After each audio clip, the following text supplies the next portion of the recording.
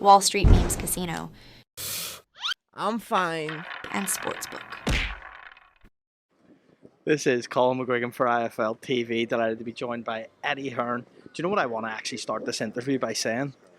You are nothing in America. When we were coming in this place, you were like, oh, I'm the promoter, can I get in here? The guy was like, no, you need to go around the side. You had an absolute murr trying to get in here. I had a murr, did I? A mare. I had an absolute murr. Mate, I was so hot. How we doing? I know. I'm not very happy. You know why? Because it's open to the public. So we thought, you got some coffees over there and some waters. Come on, stop moaning. Look how disrespected he is in America. Yeah. Get all right, mate. Mug me up about the food. They want to come and have a fucking 3-course meal. Do you feel like you're getting a bigger name over here? They're still calling you Hearn, so. Yeah, but, mate, I'm massive over here. Massive. Like, if you think about it, right? You know, they're coming off the back of Matthias against Paro, Bam against Estrada. Will somebody start recognising the unbelievable growth and job that Matchroom are doing in America? We're smashing venues. We're giving you great fight nights. Look at this on Saturday. Do you know this is the biggest fight in Philadelphia for 45 years. I think Confirmed? Confirmed. Because the last one was Marvin Hagler against Benny Briscoe. Right? Unbelievable scenes. Mike Tyson came here when he came out of jail, fought Buster Mathis, done 10,000. We've smashed that already. This arena is unbelievable. It's Boots Avanesian. It's the biggest fight in Philadelphia for 45 years. It's the first ever fight in Wells Fargo. We went off on a little bit of a tangent yesterday, and we didn't actually cover this fight card, so let's start from the top, right?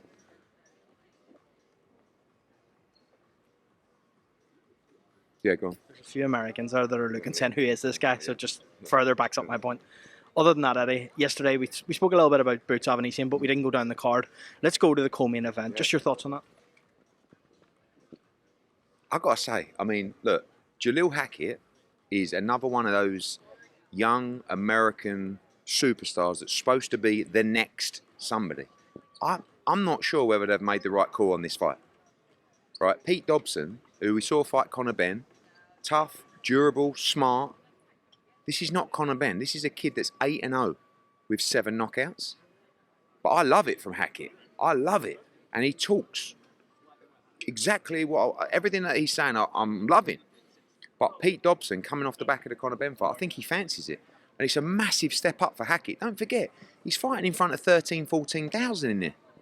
Like, it's a really, really good fight and a tough fight. And if he comes through that, we've got another star on our hands in America. But good matchmaking or big mistake? That is what that fight's all about. That's what I was going to ask you. Is that a Kevin Rooney decision or is that a Team Hackett? No, I mean, look, we got approached to do something with Jalil Hackett, right? I know the kid. I speak to people in the game. They tell me this kid's a fantastic talent. Could be the next. You know, they all talk about Shakur and Tank and Devin and these kind of guys. And they said, we want a big test. That's music to my ears. Because at the end of the day, at this point, it's not my job to protect you. If you're telling me you're ready, look, Pete Dobson is not a top 10 fighter in the world, but he's a good fighter. He can look after himself. You know, he knows what he's doing. And he's in shape. He's had a huge amount of time to prepare for this fight. But I love the matchmaking. I'm not complaining about it. I love it. I just don't know whether it's sensible. But not my problem. You know, Kevin Rooney spoke to Jalil Hackett's team. They said, we want a big fight. And I said to Hackett yesterday, you all right going co-main event on here on Saturday? This is my time. Great. But I'll tell you what, you will get exposed in there on Saturday night if it ain't your time. And I love fights like that. I love them. Sky Nicholson against Vargas, really tough fight again because Vargas is a puncher. Big puncher, yeah. Sky's obviously been in there with last time out, got the win in Vegas. Now she comes here. Do you believe that Sky Nicholson can make this a routine victory, or is this going to be tougher than normal? I think it'll be tough early. Like, you know, what we've seen with Sky is she doesn't really lose any rounds. I mean, one judge gave Mahfoud 1 round. Like, don't forget, Mahfoud is number 2 featherweight in the world after Amanda Serrano. It was a mismatch, basically. So, you know, that's all about levels. This opponent, different style, much more crude, comes forward, huge knockout ratio. So Sky's got to be switched on. The other thing Sky's got to be worried about is everybody calling her out. Do you know what I mean? Tiara Brown, Raven Chapman, obviously the Amanda Serrano stuff. You've got to stay focused on this fight. One mistake, you get chinned, and all those fights are up in the air. But right now, she's at 100% the number 2 featherweight in the world. I mean, she's proven that already. But everybody's in a race. You've got mandatories coming up. It's all a bit confusing. Like Raven Chapman said she's the mandatory for a long time. We're being told by the WBC Tiara Brown's actually the mandatory. But they're 2 good fights, and they're the fights she wants. But she's got to come through a tough one on Saturday. What do you make of the Amanda Serrano situation? I'm sure you've seen her on Ariel Helwani yesterday and her thoughts on that. What do you make of it? I mean, like I always said to Sky's team and Sky, I don't think Amanda will swerve you. Let's not use the word duck, but let's use the word swerve. And they said, and Sky said particularly, no, she will vacate rather than fight me. I said, I'm not sure. But anyway, she did. And she said that she's only going to fight 3-minute rounds now. And that's the reason she vacated. Now she's fighting 2-minute rounds again. All right? Would Sky meet her and say, well, look, I'll fight 3-minute rounds? Yeah, I think she'd have no problem with that. But it'd be down to the WBC. That's who Sky has the belt with. She'd fight 2-minute rounds, 3-minute rounds. But also, at the end of the day, you can't just not defend your championship belts. I don't think she's defended her 126-pound belts for a year now. She's got a fight coming up, is it next week, I think, at 140 pounds. Then in November, she's fighting Katie Taylor at 140 pounds. So it's going to be like over a year and a half till she's defended the belts. And I think fighters like Sky, I don't think it's any disrespect. I think it's just saying, look, I want to fight the best. And Amanda Serrano is the best fighter in the world at featherweight, and I believe I am. So I'll just please give me that opportunity. And if not, vacate the belts and let me try and capture the other belts, because every fighter wants to unify and become undisputed. So, but at the same time, Sky's calling out Amanda Serrano, Tiara Brown, Raven Chapman's calling out Sky. So you just got to stay switched on in this moment, because there's a lot, there's a lot on the line. I want to get your thoughts on something you said yesterday, Eddie. We spoke about AJ Dubois, and you were kind of bigging up Anthony Joshua, as you always will. But you said something about in the Rees fight, he shouldn't have been in the ring, is what you said. Can you elaborate on that? Whether I said that, but I just said physically he wasn't 100% for that fight. I think that particularly with the Jarrell Miller fallout, it was, we were training for one style, 3 weeks out, he fails 2 drug tests, then all of a sudden we're fighting Andy Ruiz, completely different style, trying to switch up the training. I think a few weeks out, a few problems physically for him in that fight, but nothing like, I think that maybe in an ideal world you look back and say, probably shouldn't have taken that fight, but he was fine. Like, he could have won the fight. He dropped him, and you would have never known that he wasn't 100%. Why do you think universally AJ's criticised so heavily like he is? Is it because of the great amateur pedigree? It's a thing called life. Yeah? Unfortunately, when you do very well in life, you get heavily criticised. There's a huge amount of envy, and you got a lot of miserable fuckers that want to try and bring you down. The reality is that anyone that does well, anyone that has potential, has no interest in bringing other people down. You just want to champion other people. And it's a little bit like the England football team, in all honesty. Like, some people wait for them to fail. Yeah, I told you so.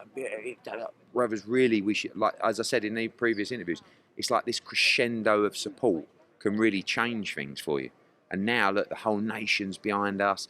Like, positivity goes a long way. And there's too much negativity in this world. Rather than looking at Anthony Joshua and saying, oh, yeah, he got beat by Ruiz, he's a hype job. Why don't you look at it and go, well, look at the guy's resume. Look how he changed his life. Look how he went and won gold for UK, Britain in the London 2012 Olympics. Look how he changed the face of boxing. Look how he's been a great role model. Look how he's given his time to the community and to kids.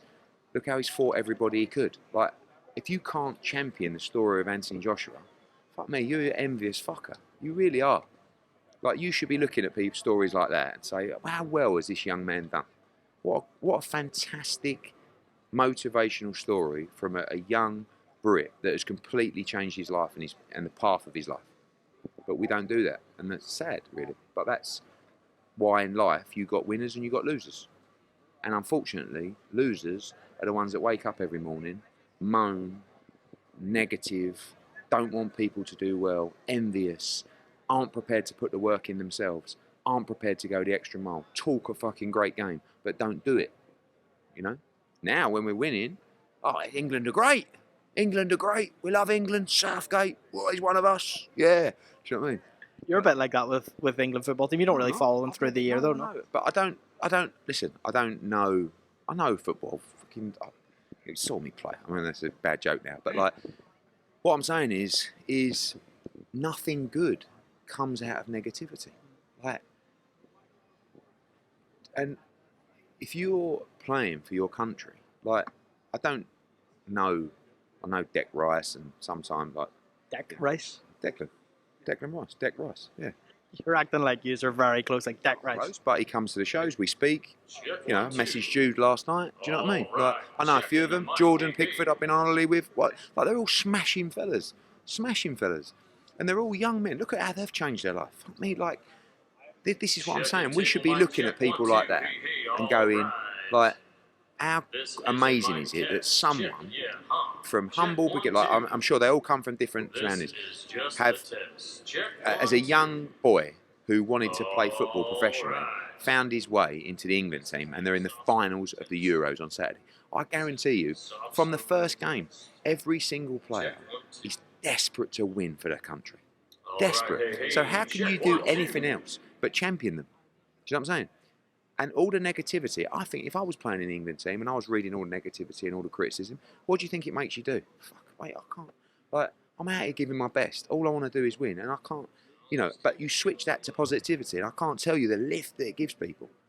So, like, the England team are just, like, and all of them, always, just a really good bunch of lads that are trying to win for their country. How can you do anything but support them? Inspirational from Eddie just Hearn. Honest life. Like, I don't get it. It's like, I love it when people go, you know, when you find someone, could be a friend, could be anyone, who goes, mate, well done on everything, mate. You're smashing it, you are. Do you know what I mean? Me, do you all the time? No, but I'm sure you've got some people who go, oh, nice one, mate. You're smashing it.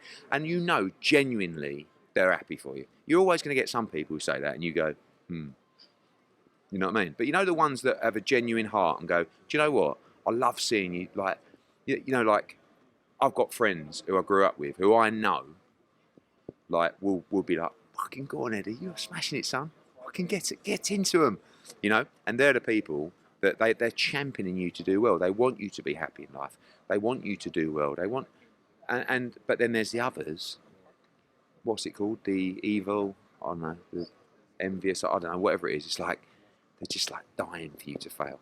It's like the other day. What was the thing the other day? Oh, that's it. Yeah. I'm at the Formula One, right? And I'm standing on the grid. I don't know if you saw this, right? So I'm walking down the grid, and Mo Farah's over there, right? Now, England teammate, Mo Farah, right, was with me on the soccer aid, right? So I'm walking down the grid, and I look over, I see Mo, and he's doing an interview. Now, I've no idea. Apparently he's doing it with Martin Brundle, right? Who, I know the name.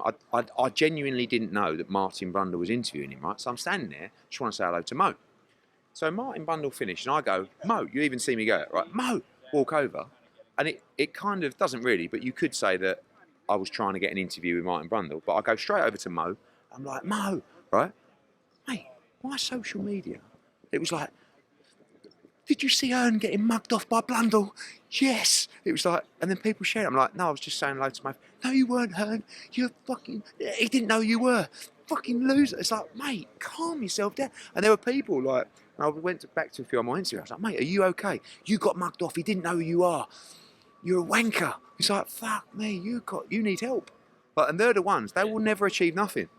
And they'll never find happiness. So my message to people is just, like, you've got to champion other people.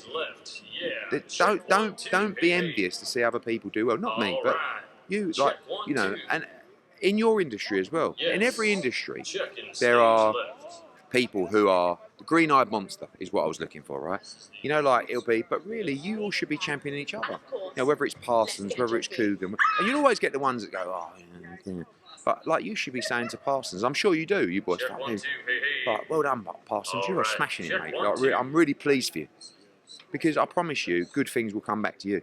100%. Like, karma's a mad thing. And if you're sitting there going, fucking come in, fucking, like, he's what change your mind. Fucking Parsons. That's just like, You know, like the negative energy flowing through your body. Whereas really, you should be going, mate, I can't believe how you've had it off. I'm buzzing for you, mate. Buzzing. That comes with that, honestly. Just to clarify, I think I am Parsons' biggest hype man, but that's another story. You know what I'm saying? Like, I feel like if it was burning you up, how well Parsons was doing. And I actually think a little bit of the stuff between Matcham and Queensbury. I think I've learned a lot through that to the point where I do think that it was fucking hate. Like, there were times where I probably didn't want Frank Warren to do very well. Like, to be honest. Now, like, I can't tell you like, it's just it's a nicer life, where if Frank's got a show on, it does really well. I've spoken to George, go, what show last night, mate? Blinding show. Whereas before it'd be like, has anyone lost? Fucking no. You know what I mean? And I actually don't like saying that I was like that, but I probably was. But it might just be age. So if I can pass down any knowledge to the younger generation watching this, champion everybody.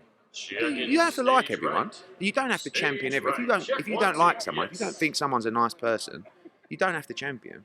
But if someone's a pure soul and they've got a clean heart and they're grafting their nuts on, just sort of like say, done well, respect. Am I going to see you champion me going forward? Probably don't know enough about how hard you graft, but you're doing well. You're like, when I look on your social media and you're posting this and that, when you went on your little European thing, I was looking at it going, fucking hell, I'd love to have the time to do that, but it must be nice being like, sort of self-employed and just floating around the world, But I was also looking at your trip going, fuck me, that looks the bollocks. Fair play, Colm. Like, not, how's he on that trip? He don't do any work. More like, mate, good luck to you. Like, looks like an amazing chip. You're loving life. Be happy, son. You've done that shoulder roll to perfection, Eddie. Last one for me. Bob Arum's had some comments. He said that Lomachenko and Tank looks to be the next fight in November time in Las Vegas. He said that Shakur is too hung up on other people's opinions, that he doesn't realise that there is two people involved in a fight to make. He said he can make any fight he wants if both people want. But if the other fighter doesn't want or their team don't want it, it's very hard for him to make it. Just what's your thoughts on that and how Bob Arum has maybe managed Shakur's career, promoted him thus far? Oh, you confused me with that question, to be honest with you. But I think Bob is the kind of person that once you're out, he goes very, not bitter, but like, I don't know, just Shakur's done to him now in his head, Went fuck Shakur. So I think Shakur should fight Williams Zapata. That's the fight I'll talk to him about. If you're pitching to Shakur this weekend, like you will, you normally have like a 3-5 plan. What's your 3-5 plan for Shakur? I won't be pitching to Shakur. I'll go, look at this, son. This is a bit of you, innit? Want to be a superstar? Come and earn with Hearn. That'll be the pitch. It won't be, oh, mate. My pitch is, I think we need to get active. We need to work hard on the promotion. We need the right fights. And for me, the right fight is Williams Zapata. I think it's a really good fight. I think the styles will gel well. Obviously, he's a DAZN fighter. I don't think we would have any problem making that fight. I think it would do really well. You've got a Mexican fan base. You've got Shakur's fan base. You've got the haters. You've got everyone. And that would probably be the fight that I would suggest next for Shakur. And what's the next two after that if you're looking at a long-term plan with Shakur Stevenson? I think Tank is a great fight. Whether he's going to move to 140 eventually or not. Then you've got Pitbull Cruz, you've got Teofimo, you've got a lot of our guys, Liam Paro, how you doing, mate? Good to see you. So, yeah, I think we have to, we'll see. But look, as I said to you yesterday, everyone's talking about Shakur Stevenson. Good luck. Eddie Hearn, thanks a million.